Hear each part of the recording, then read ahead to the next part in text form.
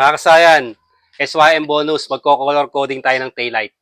Ito yung taillight niya kasayan. Magko-color code tayo ng 5 wires ng taillight. Para kung sakaling magpapalit kayo nito, o may sira yung signal light, brake light, park light, magagawa nyo kagad siyang DIY. Ito siya kasayan na meron siyang 5 wires. So, unahin natin dito yung yung signal light.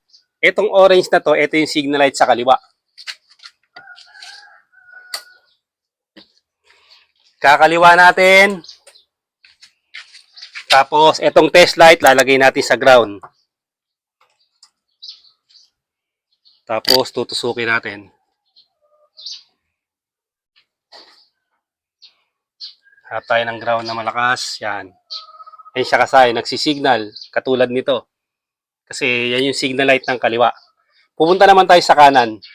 Bago tayo pumunta sa signal light ng kanan, kailangan rin nating ilipat yung signal light sa kanan.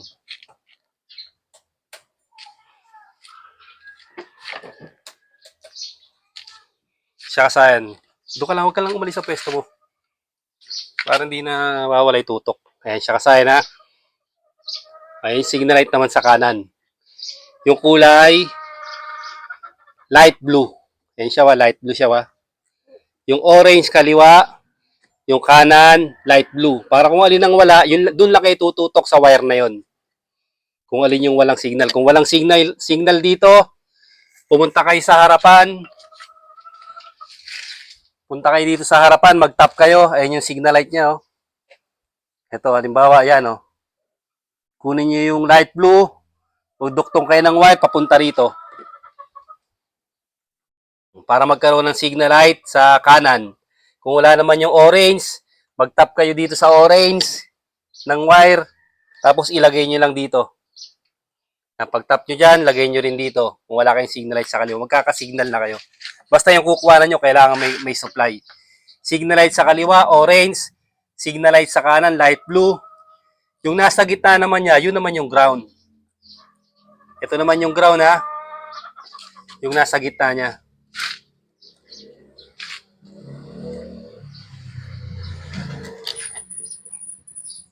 Ayan siya kasayan, Yan naman yung kanyang ground or negative. Tapos, punta naman tayo sa brake light. Ang brake light naman yung green na may lining na yellow. Ito siya, tusukin niyo siya.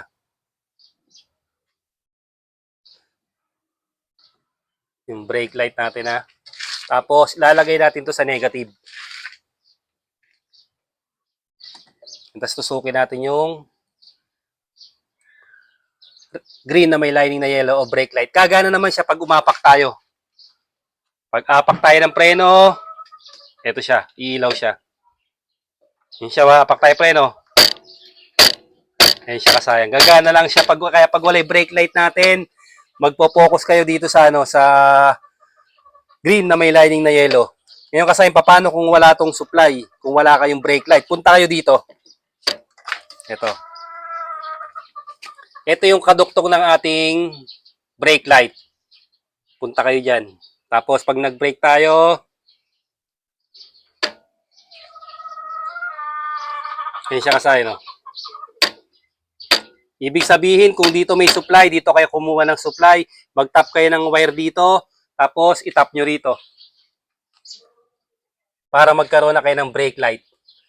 Pero kailangan buo yung kanyang mga brake switch, Ito yung mga brake switch natin. Kailangan buo yan. Yung brake switch sa harap. Ito si Rane brake switch sa harap nito. Halimbawa, wala pa ring supply dito. Punta naman tayo dito sa harapan.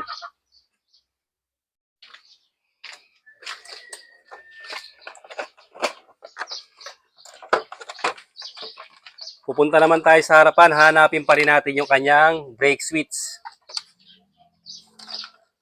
Yung brake switch pa rin, yung pa rin ang kulay niyan. Ito.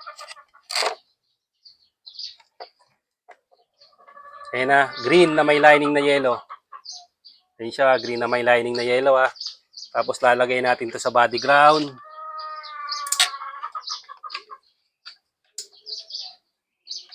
Lagay natin sa body ground, tapos apakan natin ulit yung preno. Ayan siya. Ibig sabihin, kung wala pa rin supply sa gitna, dito tayo maglalagay ng wire papunta rito. papunta dito sa may brake light para magkaroon tayo ng brake light. Tandaan nyo, kailangan buo yung ating valve at saka yung ating mga brake switch. Kasi ito naman yung huli kasayan. Yung park light, yung kulay brown. Dahil stator drive siya, aandar lang siya pagka nakabukas yung ating makina. Kailangan buhay yung ating makina dyan.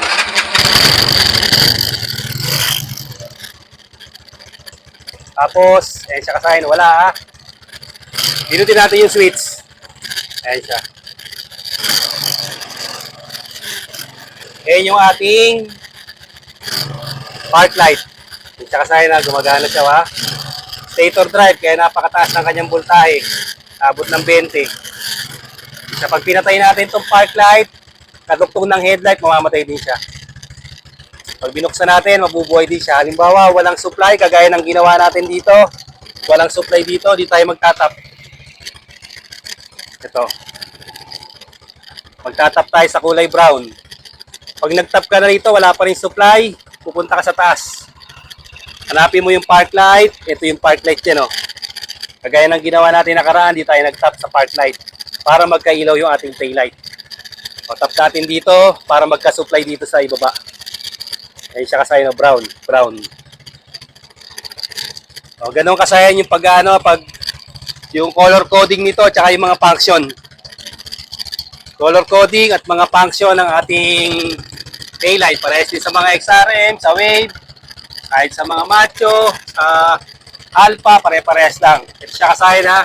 Isang mabilis pa na review. Itong orange, kaliwang signal light. Itong light blue, kanang signal light. Itong green, solid green, negative or ground. Itong green na may lining na yellow, brake light. Tapos ito naman brown, ito naman yung park light. Hanggang dito na lang mga kasayan. Salamat sa panonood.